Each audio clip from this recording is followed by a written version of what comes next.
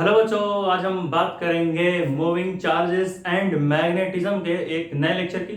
तो आज है भाई लेक्चर नंबर 34 और यहाँ पर डिस्कस होगा कि भैया हम क्या करेंगे। हम एक चार्ज पार्टिकल रखेंगे किसी भी मैग्नेटिक फील्ड में, मतलब कि हम कोई एक वायर वगैरह लेंगे या फिर कोई कंडक्टर लेंगे, उसमें करंट दौड़ाएंगे और जैसे ही करंट दौड़ना भागना शुरू करेगा उस वायर में, वैसे ही उसके अराउंड मैग्नेटिक फील्ड प्रोड्यूस होगी और फिर वहां पर हम एक चार्ज को लाएंगे और चार्ज को जो है रस्सी बांध के मोशन में डाल देंगे। रस्सी नहीं बांधेंगे, मतलब मोशन में डाल देंगे भाई, मोशन करा देंगे उसे, यानी कुछ वेलोसिटी से भगाएंगे उसे, तो उसके ऊपर एक फोर्स लगेगी। सर ऐसा क्यों बोले कि रस्सी से बांध के मोशन कराओगे चार्ज को तभी फोर्स लगेगा। तो शुरू करते हैं, समझाएंगे चीजों को। तो आज का टॉपिक है force on a charge particle placed in a magnetic field. ठीक है, हम आज देखेंगे भाई इसके ऊपर 4 से 5 लेक्चर आएंगे। ऐसा मत सोचना कि आज ही में खत्म है, हम लोग जानते हैं हर चीज को थोड़ा थोड़ा खाते हैं। तो भाई यहाँ पर भी 4 से 5 लेक्चर आएंगे force on a charge particle in magnetic field पर, जहां पर आज इसका पहला लेक्चर है, जहां पर इंट्रोडक्शन की चीजें होंगी। इसके बाद हम देखेंगे भाई डायरेक्शन ऑफ दैट फोर्स। अगले लेक्चर में भाई फोर्स का डायरेक्शन क्या होगा जो कि उस मोशन वाले चार्ज पार्टिकल पर लग रही, और उसके बाद भी अच्छे अच्छे कॉन्सेप्ट सीखेंगे। तो 4 से 5 लेक्चरों वाला ये टॉपिक अब शुरू करते हैं। हाँ ठीक है, फोर्स, ठीक है, ऑन चार्ज, चार्ज, ठीक है, और force on charge particle, particle है कि हाँ पार्टिकल है, ठीक है। Force on charge particle placed in magnetic field. शुरू करते हैं भाई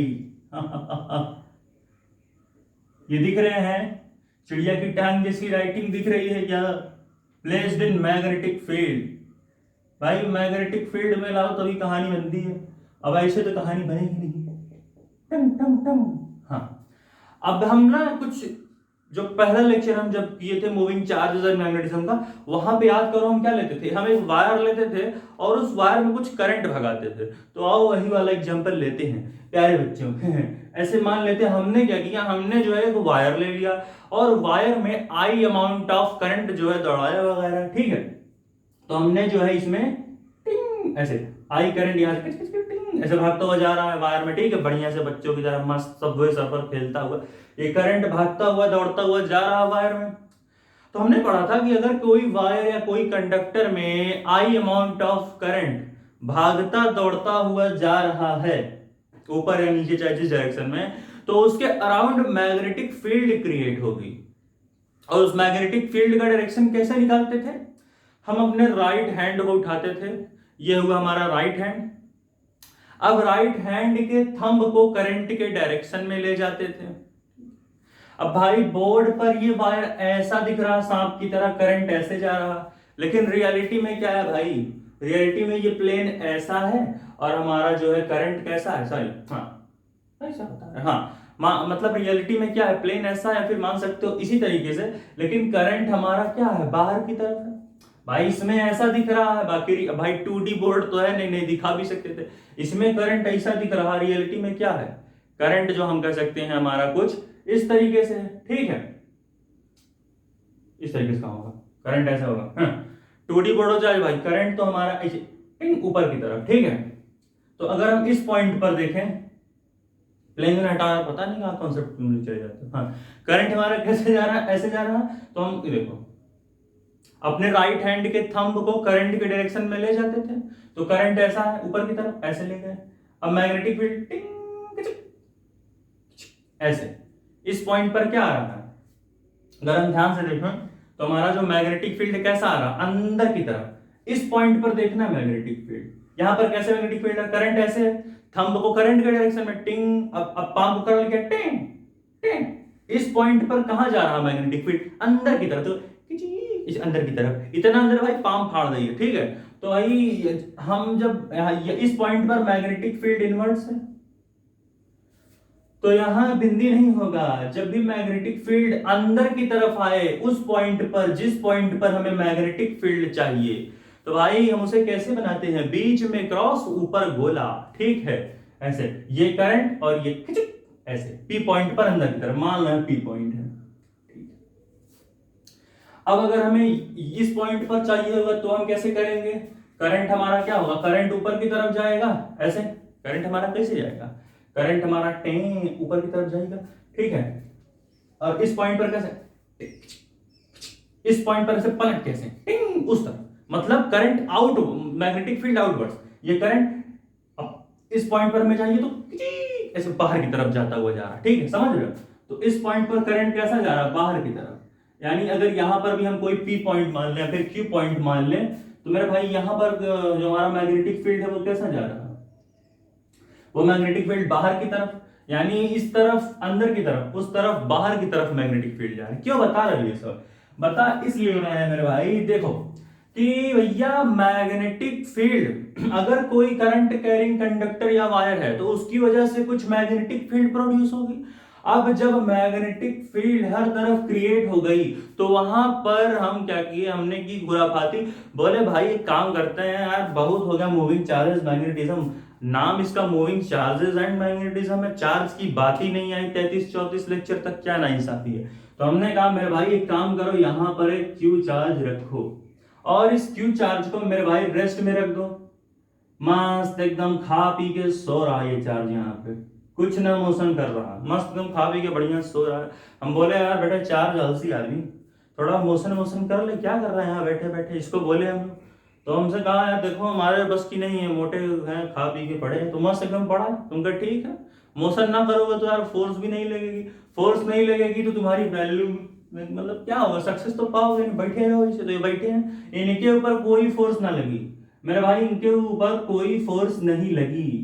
ऐसा क्यों, क्योंकि ये रेस्ट में है, ये चार्ज रेस्ट में है। और कोई भी चार्ज अगर मूविंग में, कोई भी चार्ज अगर मैग्नेटिक फील्ड में है और मोशन नहीं कर रहा तो उसके ऊपर ये मैग्नेटिक फोर्स नहीं लगती है। ये एक special type of magnetic force है, लिखवाना क्या यार, नोट कर लो, सुनो बातों को, कि भाई ये एक ऐसी फोर्स है जो मूविंग चार्जेस पर ही लगती है। मैग्नेटिक फील्ड क्रिएट करो, फिर चार्ज को v वेलोसिटी से भगाओ, v मतलब v की जगह तुम कुछ भी पुट कर सकते हो भाई, तो v वेलोसिटी से भगाओ उसे, और कुछ भाई मेरे मैग्नेटिक फील्ड वहां पर लगाओ, तो ही वो चार्ज मोशन करता है, जो कि ये नहीं करेगा। क्योंकि भाई हमने यहाँ पर क्यों फोर्स जीरो होगा, क्योंकि ये इसकी जो वेलोसिटी है कुछ नहीं है, पंछी बन उड़ के गगन मस्त, पता नहीं क्या था, तो वैसा ही कुछ इसका हाल है।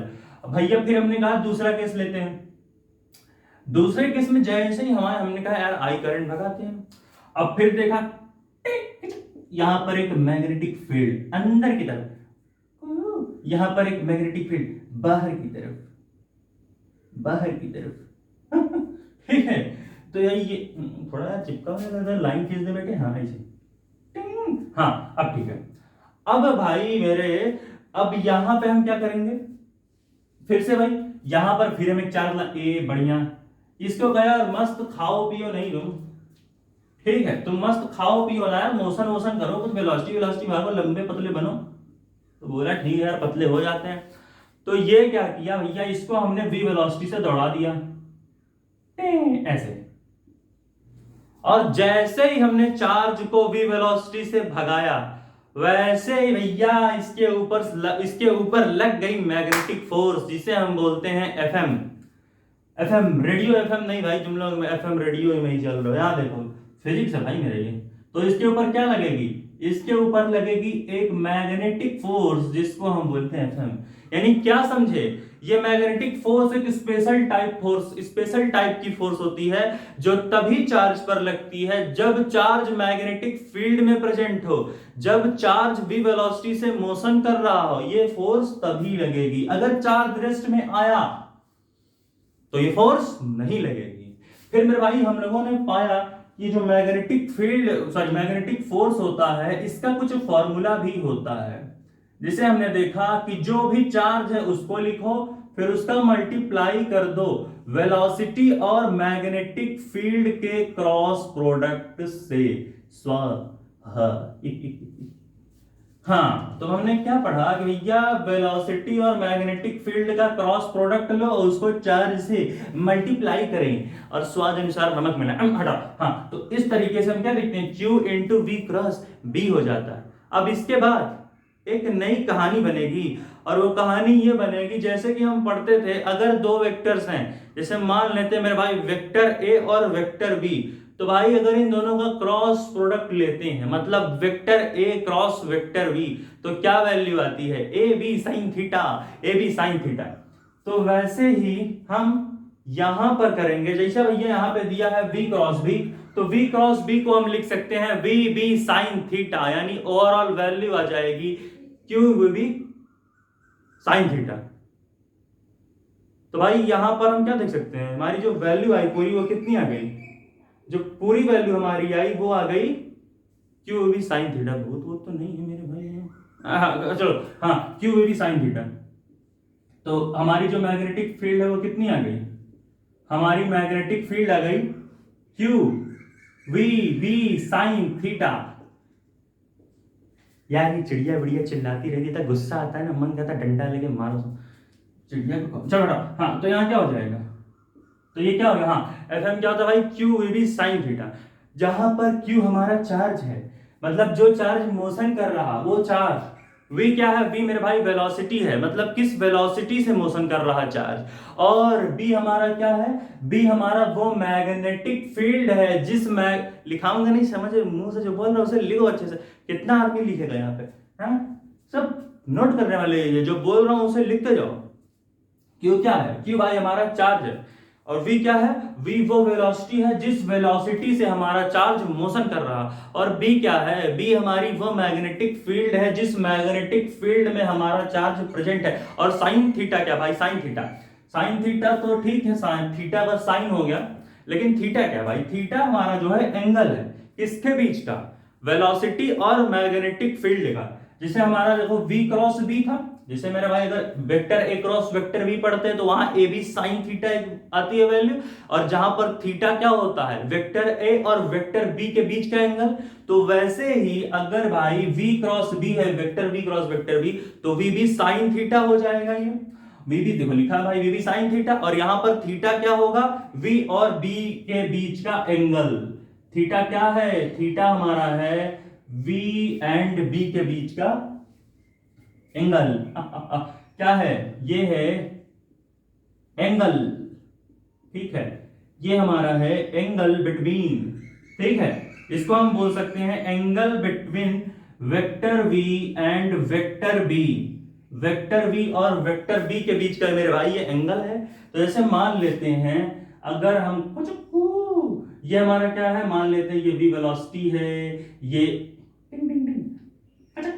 ये हमारी हो गई मैग्नेटिक फील्डिंग। तो ये थीटा क्या होगा, v और b के बीच का एंगल, यानी वेलोसिटी और मैग्नेटिक फील्ड के बीच कुछ एंगल यहां क्रिएट होगा जब भी हम मैग्नेटिक फील्ड में चार्ज को भगाएंगे दौड़ाएंगे, ठीक है। अब इसको नोट करो भाई, कुछ स्पेशल केसेस देखते हैं जहां पर नई नई कहानियां सीखने को मिलेंगी। तो मैं हटता हूं और इसे नोट करो, 1 2 3 4 भाई नोट कर ले, इधर छिपके लिए इधर, हाँ चलो भाई इधर नोट करो, जल्दी से छाप लो, 1 2 3 4, q v b sine theta. हो गया क्या, हो गया, इरेज कर रहा हूं मैं, नहीं सर मत करो, मत करो सर, मत करो, मैंने अभी नहीं लिखा। तो पॉज करके यार नोट कर लो, ऑनलाइन क्लासेस हैं क्या, ऑफलाइन वाला बात बताते तुम तो यार। ठीक है, तो इस तरीके से हम लोगों ने देखा भैया, यानी कहानी बन गई, ठीक है।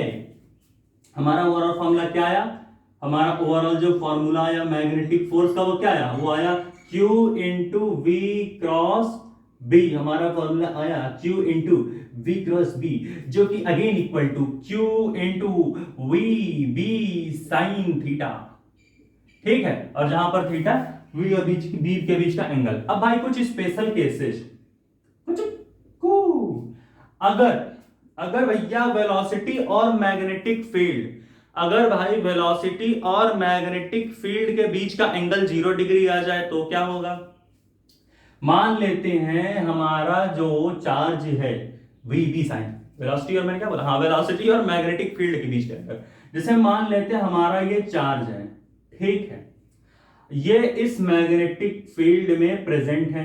लाइन बहुत अच्छी बना देते हो, गधा कहीं का। फिर से, हाँ भाई, ये हुई मैग्नेटिक फील्ड, ठीक है। तो भाई चाहे हमारा मैग्नेटिक फील्ड हो गया, माने मैग्नेटिक फील्ड का डायरेक्शन इस तरफ है, ठीक है, और ये हमारा चार्ज है, ठीक है, मतलब मैग्नेटिक फील्ड इस तरफ है और जो चार्ज का मोशन है वो भी इसी डायरेक्शन में है।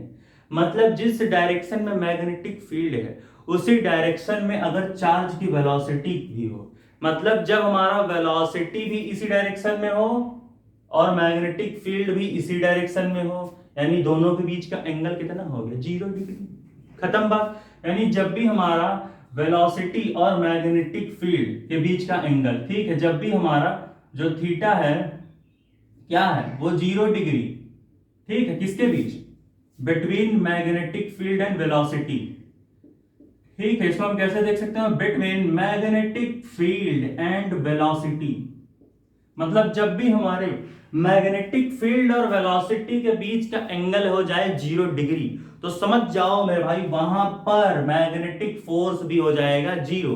तो इस केस में क्या होगा, इस केस में हमारी मैग्नेटिक फोर्स 0 हो जाएगी। क्यों भाई, देखो बताते हैं, जैसे हम इसको लिखेंगे q b sine theta, q u b sine theta तक आ गया। अब साइन थीटा, तो थीटा, थीटा की जगह हम क्या रखेंगे, 0 डिग्री रखेंगे। तो यहां पर हम आ गए और हमने लिखा q v b sine theta, sine theta की जगह रखेंगे साइन 0।